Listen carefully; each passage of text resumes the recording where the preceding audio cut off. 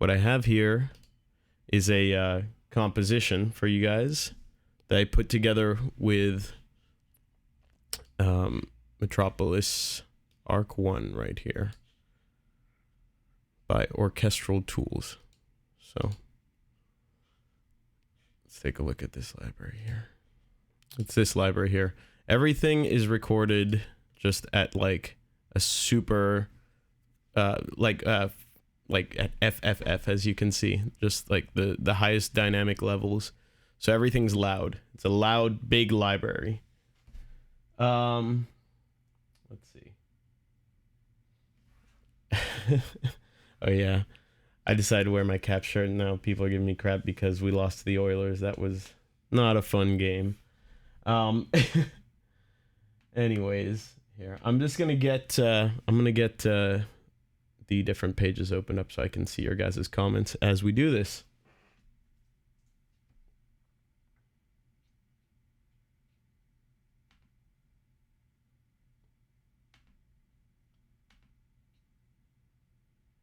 All right.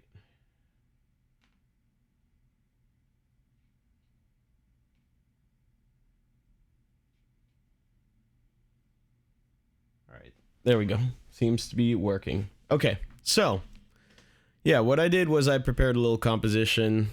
It's not the best thing, but, you know, I just put it together kind of quickly just to show you how I'd go about using this library. So this library is one of those all-encompassing libraries. It has all the sections, but they're not sort of divided up into their individual parts. So, like, for example, you've got high strings and low strings, so you don't get the same amount of detail as if you had, like, a dedicated string library, for example.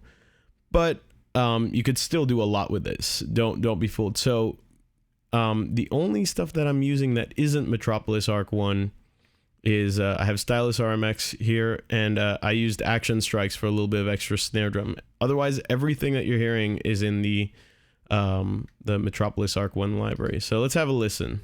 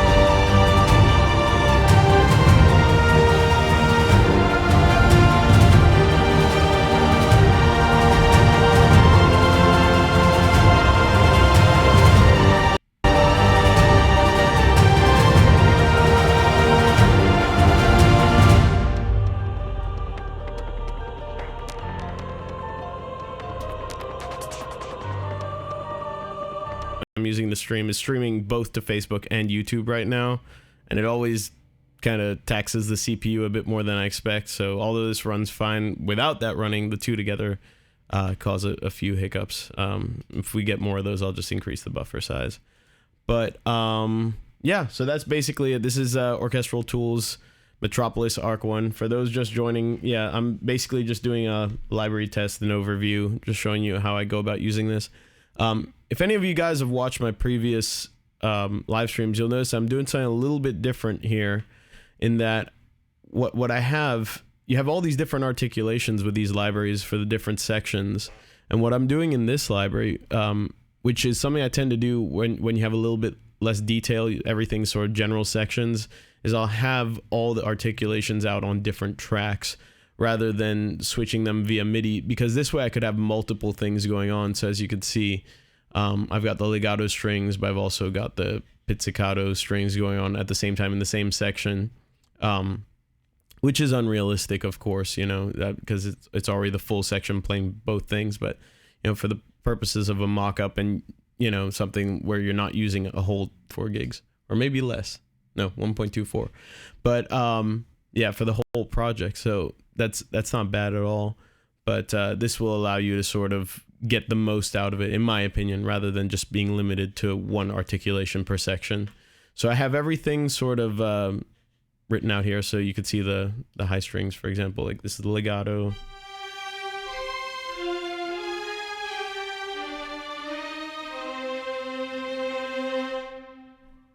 And like your spiccato here.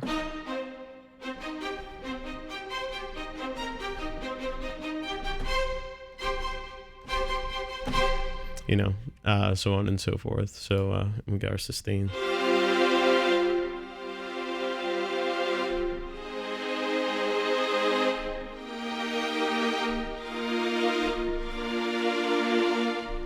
Right. And so basically everything here, you can kind of see all the MIDI as we go along. Just click on that. That's everything sort of program. Looks like an absolute mess there. And this probably, you know, I'm just going to go ahead and increase the buffer size on this just so that this runs nice.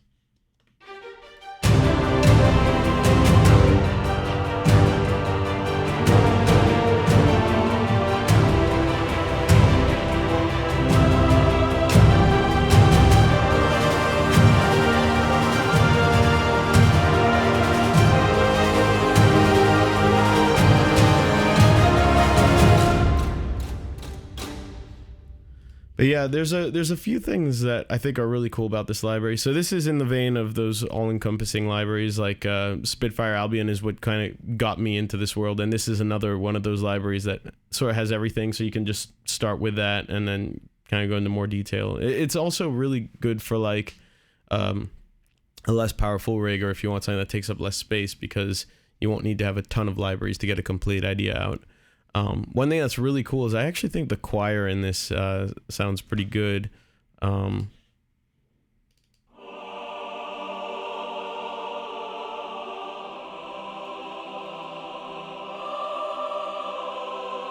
forgot to put my legato transitions here. So let me, again, you can see some of my really lazy programming. Sorry about that. Some of this stuff was played in quantized, some of it was just entered with a mouse. So probably could go up a little bit, actually.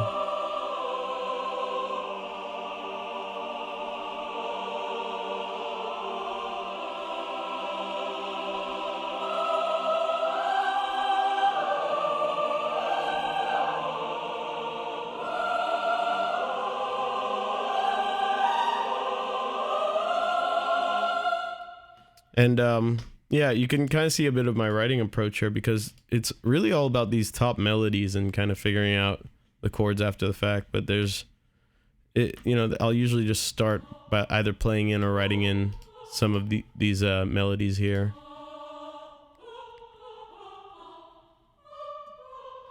And then, you know, I'll generally have an idea of the chord changes that I want to have.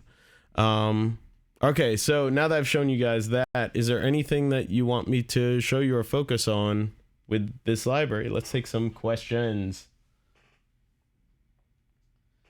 For people who are wondering what library this is, I put it up in the description, but maybe it's not clear that that's what it is. So it's Metropolis Ark 1 by Orchestral Tools. And it's a library for Kontakt, as is most of the libraries I use. So it's this right here, Metropolis Ark 1. Here we're looking at the high strings, and I have all these divided into the separate instruments. I found that like not putting everything into one instance of Kontakt tends to run a little bit better. And I probably should separate it out more, but I like it organized like this. So these are instrument tracks, which is a really handy feature in Cubase. Actually, this is like a Cubase feature. I'm sure the other DAWs do this, but I think this feature is pretty cool. Like you can actually just disable this track.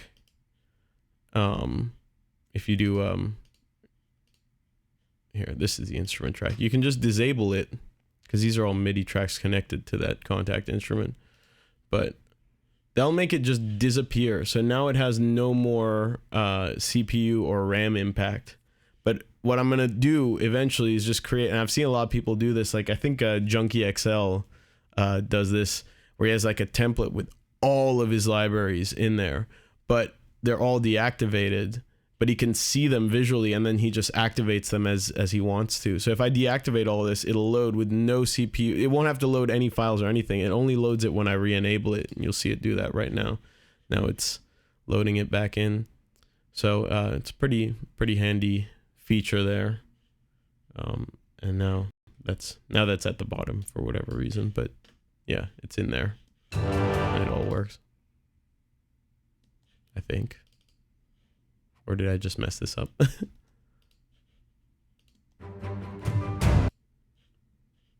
Yeah, I might have just messed this up.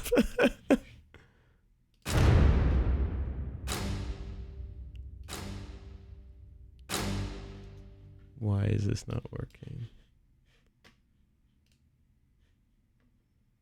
Oh, it's looking for this instrument.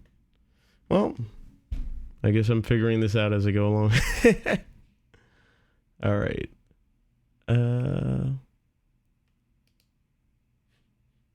There's that going on.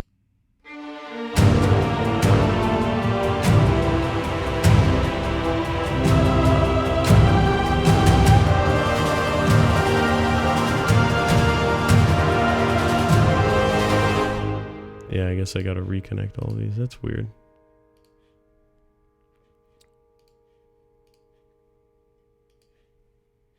But now it should work.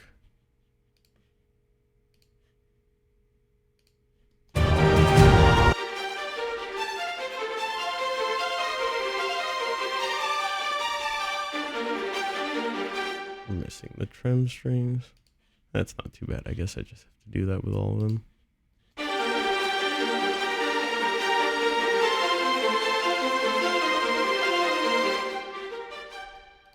Reconnect this gliss. Pretty cool effect there. See what happens when I experiment in front of the camera. Anyways, so let's see. What do you guys want to know about? Let's get some questions. How do I set up the audio from the DAW to Facebook Live? I'm using this program called Wirecast. You can see it here. I can't really show you how I set it up without disrupting it, but it's been working pretty well for me. I think this should be working in stereo too, hopefully, right? You're welcome for Oshi. Yeah, hey, Oshi's been killing it. Thank you.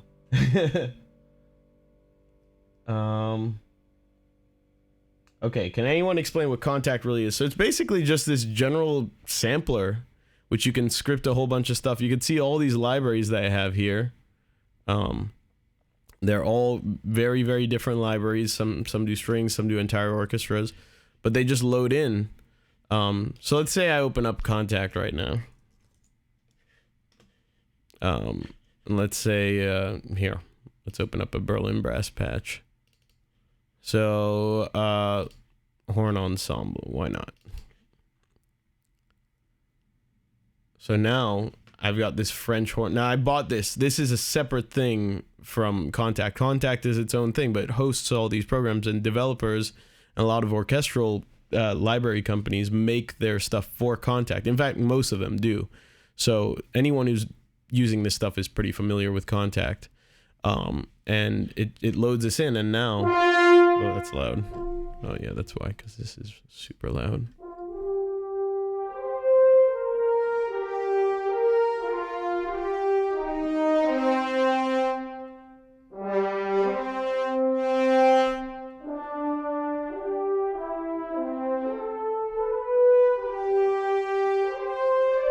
You can hear that as legato transitions. It's pretty sweet. So, I mean, there's all sorts of libraries for this. I'm focusing today on this one, Metropolis Ark 1, which has all these different sections. So it's got strings, bassoons, contrabassoons. I'm not using the woodwinds in this one. It's got trumpets, horns. The horns are actually really nice in this one.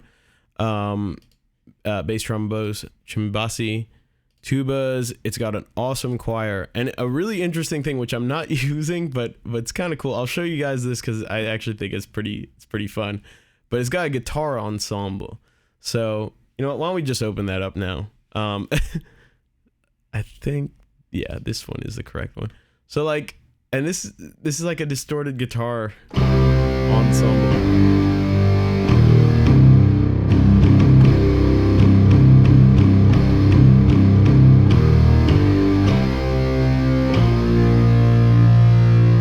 Got these different patches here.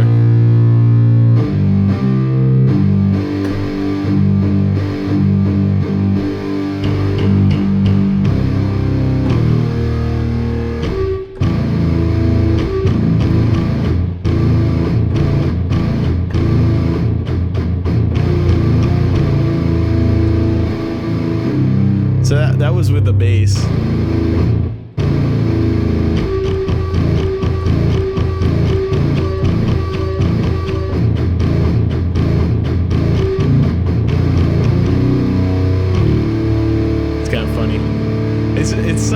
It's such a random thing to be in this library, but it's kind of cool. I've thought about like reinforcing a chorus or something with that because it's actually got like a pretty good low end on the bass and it's very in tune. But it's so random. Like I've never seen anything like that in a orchestral library before. But I guess it's what sets it apart a little bit. But yeah, here, let's put this up here out of the way. What other questions we got? Did I use this for Marigold? I did not. Marigold was mostly Albion 1, the original Albion 1 by Spitfire. And then we also hired some musicians to play over the top to make it sound more realistic and unique.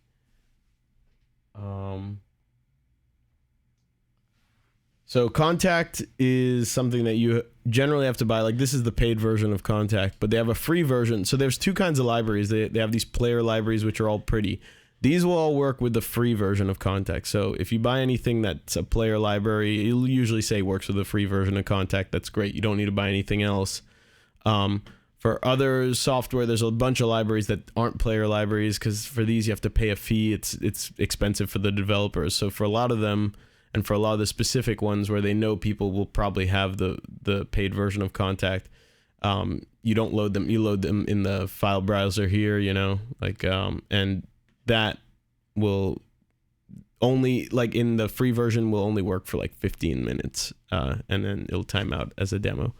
But so there's a whole bunch of libraries that I even have that aren't in this list right here. But these tend to be the more epic ones and the flagship ones because they put a lot of work into them and then they pay the extra fee to make it a player library.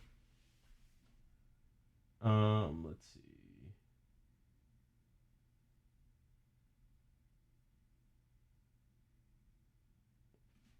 So I'm just someone's asking if this is a song for the new album, Just Playing with Ideas. This is literally just playing with ideas. Honestly, I set the template up with all the different patches here and I just started playing around. It usually just starts with like a melody. I think with this, I just started with the spiccato line.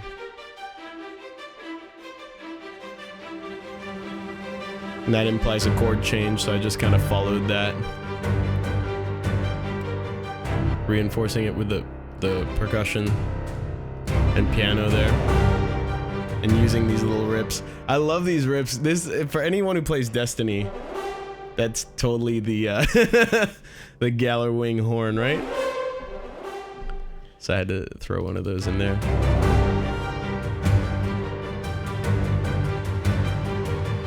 And then they've got these like glissandi, you can hear those little effects, those build-up effects.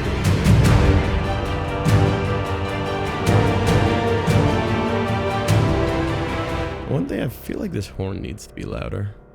I really like my French horn. French horn is just instant epic. Just makes everything more epic. That's pretty maxed out there. So let's take a look here. Just get the articulation louder.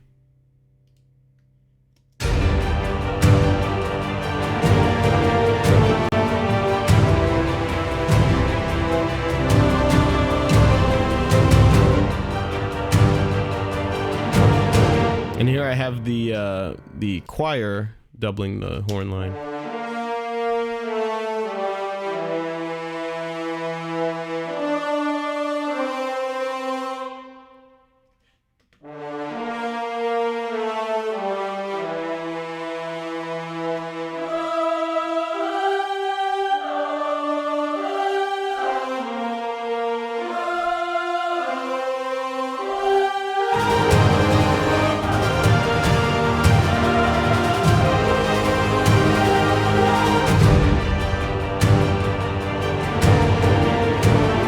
I've got my unrealistic thing here where I've got the whole section playing legato in octaves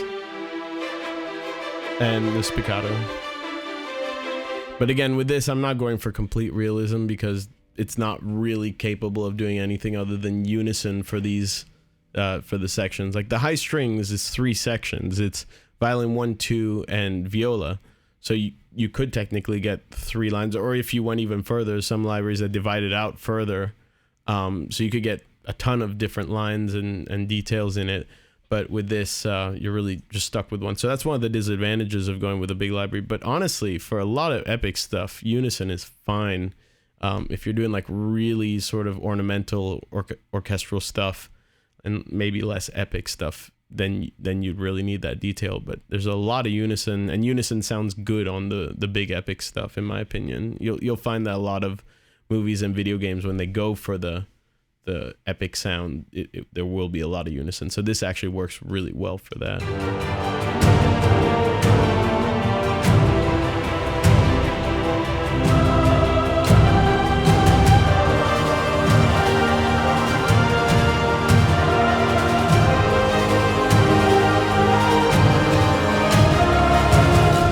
So someone's asking about the drums. Again, that's the percussion ensemble. So it's mostly big epic hits. You got these stick hits.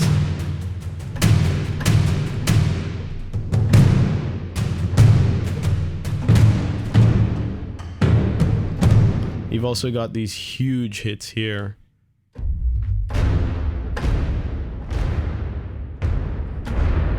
Which you have to be kind of careful with, because they are pretty huge sounding, and it comes with a piano too. It's not necessarily the best piano sound, but it actually cuts through really well in the context of a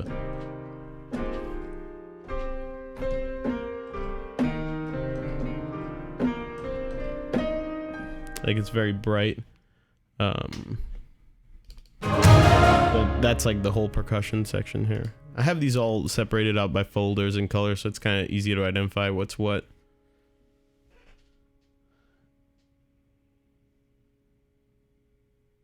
What effects do I have on the drums? Let's see. On the drums, I don't think I'm using like too many plugins. This is all GGD effects here because I just had it in the. Let's see.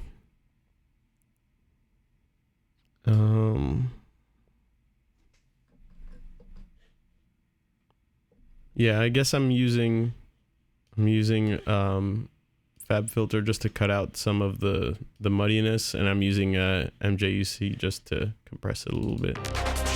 But I kind of quickly said this isn't something that's, in my opinion, mixed very well yet. It's just more the ideas.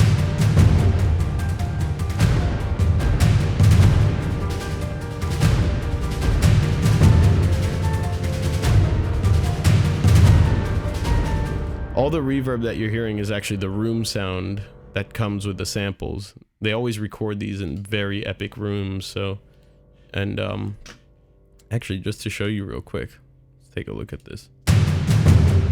Like, that's a percussion ensemble there. If we take a look at that, You have all these different mics. It looks like I'm using actually all of them right now. But let's take them off. Let's take a look at.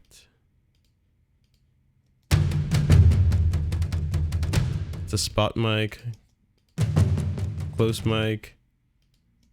That's an ambient mic. It's a tree.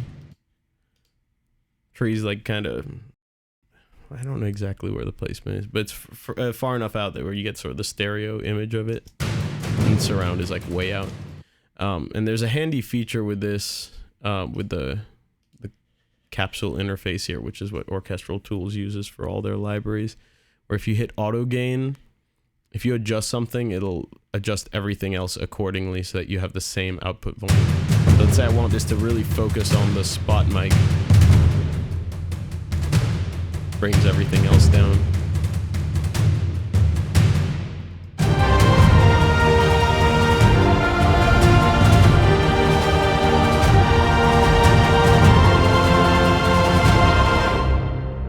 Oh, and yeah, I'm in Cubase for those who are wondering what this is. I love Cubase because there's just so many really useful tools for working with MIDI, which is what is triggering all this stuff here.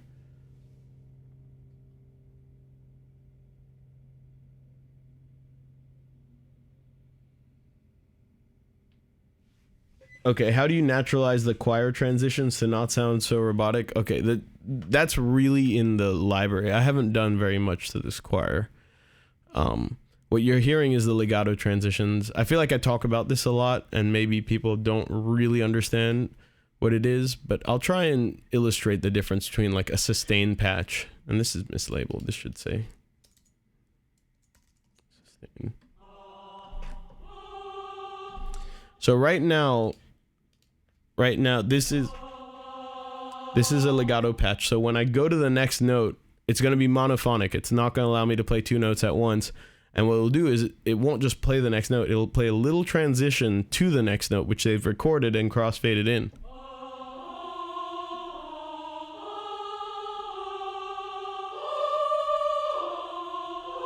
So you can actually hear the voice like traveling to the note as it would do in real life. If I were to do it on a sustain patch, well, first it's polyphonic, so I'd have to like let go of one note and then play the other, but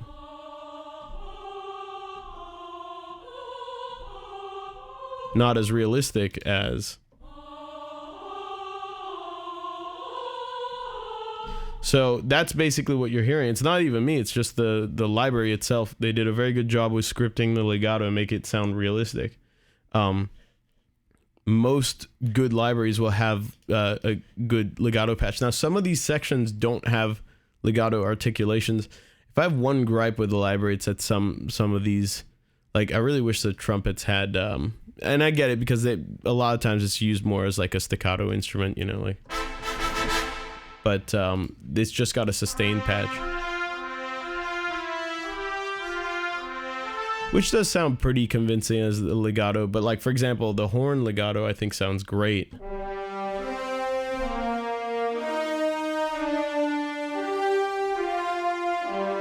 You can hear like the little shift. They recorded that little shift in the note. Conversely, if I use the sustain patch,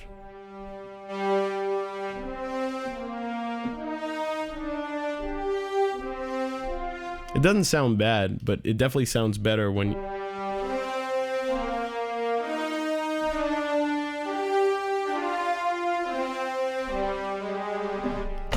I wouldn't actually do it. It's not like,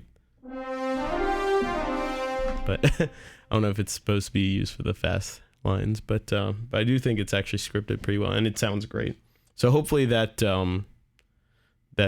clears up what is going on and what you're hearing and what you really get when you get these sort of specialized orchestral libraries as opposed to the stock stuff that comes on your computer or whatever program you've got. Let's see.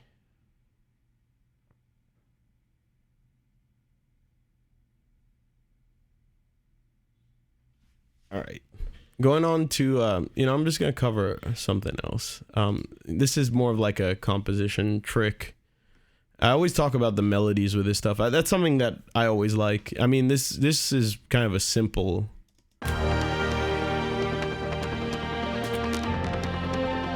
This whole section is really simple, but I don't. I just think sometimes simple is correct. But I like melodies that get stuck in your head because you can sing along to them. Not, you know, like something. I find that if the more complicated a melody is, the less likely it is to sort of stick. So I usually try to just think of a melody that makes sense. So I think I started this out with just this. And again, talking about legato transitions, they only have legato transitions on the octave version of the patch.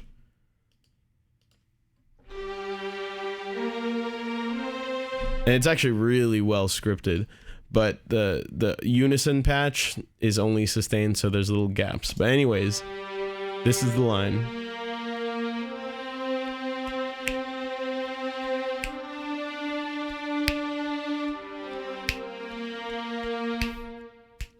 And I knew that I wanted that to be the epic part.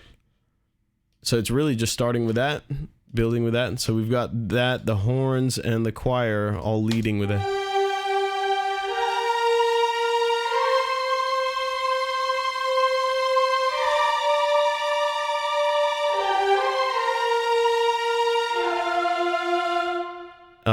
And one thing to create some motion, you'll see a lot of this used.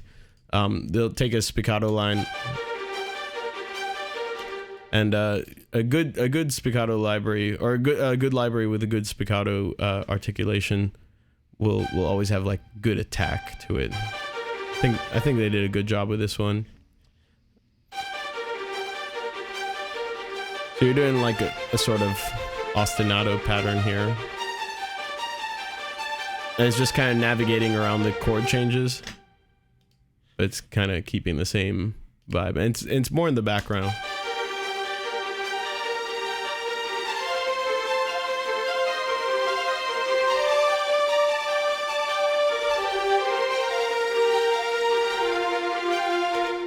And then we get the low end in on this and the harmonies.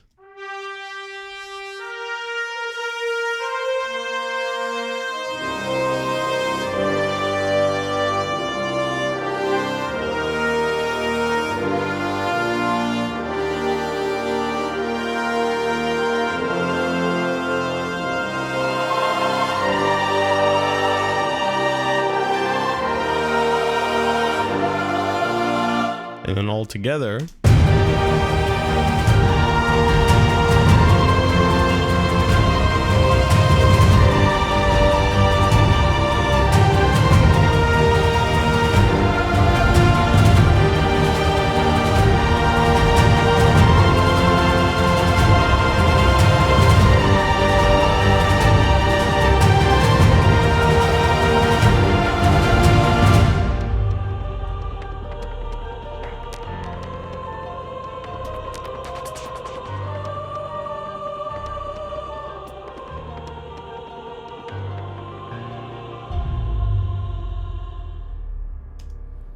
And there you have it. All right. Gonna use orchestral on the solo album? Definitely. I might. I don't even know what stuff I'm gonna put on the solo album, to be honest. To be entirely honest, I have some ideas, but there might be like a wide variety of stuff, like some electronic, some orchestral, some weird stuff, and then some of the classic bulb stuff that I think people would expect. But we'll figure all that out in due time.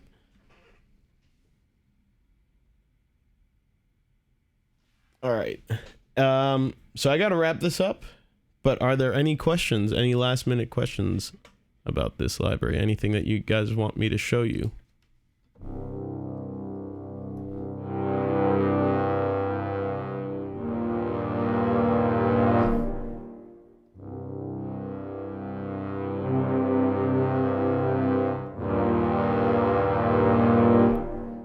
That would take 3 tubas, which is pretty absurd.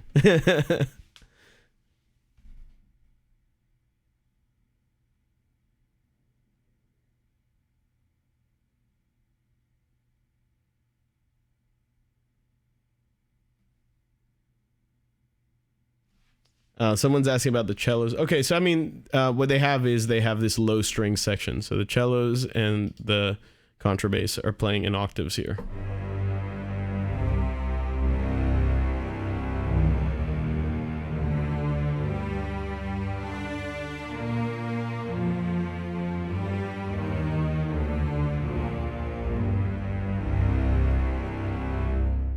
I think that sounds pretty huge. They also got the spiccato patch.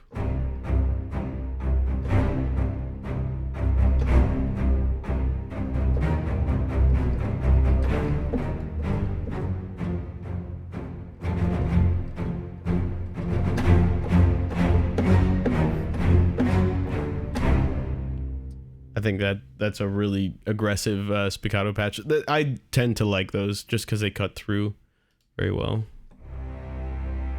They got their sustain, which is also octave.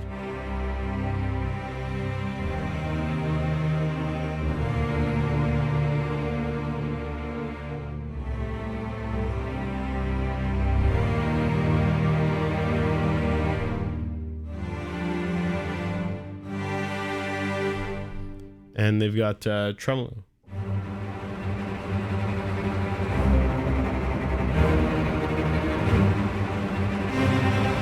And I'm making use of most of this. And their pizzicato is interesting. I guess it's half. Let's see what they actually call it. Yeah, it's half Bartok pizzicato, which is a very aggressive pizzicato where I guess it slaps the fretboard, so you can hear that percussive sound there. It's almost like percussion. And I'm using this as a percussive element in the song. And then the other half, I guess, of the section is playing colegno, which is where you use the wood part of your bow to strike the strings. So you're just hearing a lot of that slap. Whereas pizzicato is more of a delicate sound. In this case, it's a very aggressive sound. So that's pretty cool. And they've done the same thing. You don't have a traditional pizzicato sound. You have just this half and half, but it's pretty cool.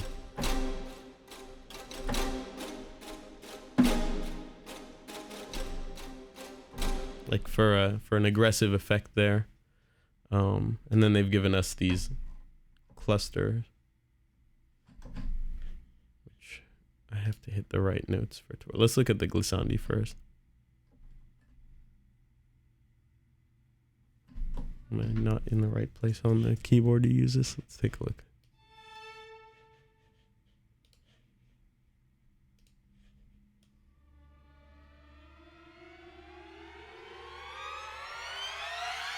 You get those effects there and the cluster effects. It's very specific keys. For those disconcerting moments or build-ups, it works well for those too. And you have these for the low section. I was using a few of these effects in the mock-up. It's pretty cool. So yeah, that's it's cellos and contrabass on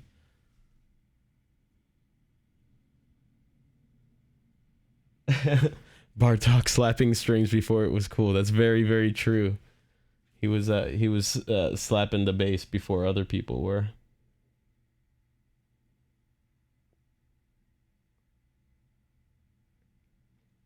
Someone's saying a God build to run this. Actually, one of the advantages of using a library, like for example, my actual orchestral template is using like Spitfire chamber strings and symphonic brass and Berlin woodwinds and HZ01, and like just those 4 libraries are very, like using all of those together, very, very taxing.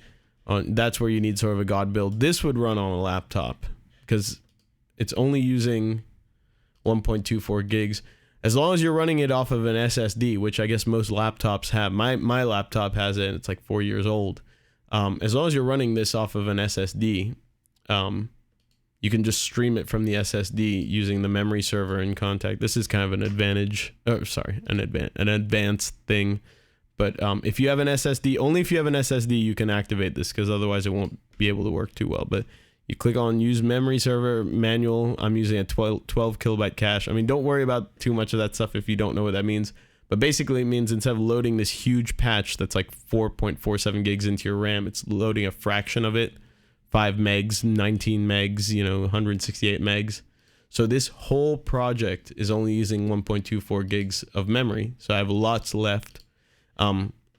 It can be a little bit taxing on your CPU, but I mean, this isn't even that bad. And this is like the full thing loaded. So this is great for a portable setup. When I'm writing on the road, I'll usually be writing with something like this rather than my full-on library because my laptop can't handle the full-on stuff. But yeah, libraries like this and the Albion series by Spitfire are a good way to sort of get these mock-ups done without too much of a CPU and RAM tax.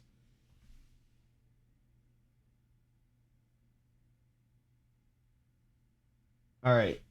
So I guess there's people just joining now. I'll tell you what. I have to go, but let's play this through one last time for people who haven't seen it yet or people who are just watching now, and then we will say bye. And I'll just end.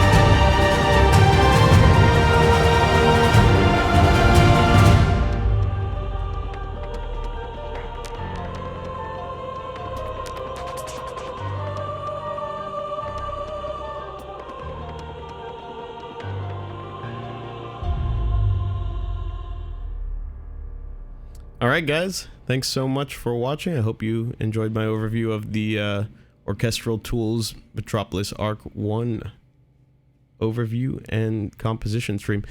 I guess just give me suggestions of what you'd like me to cover next.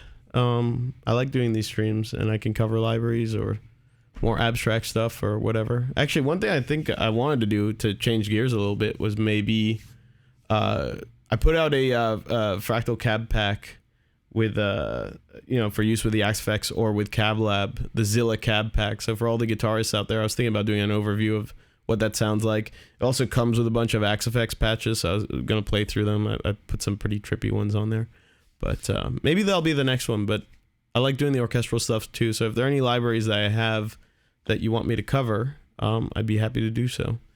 Until then, I'll see you. Thanks so much for watching.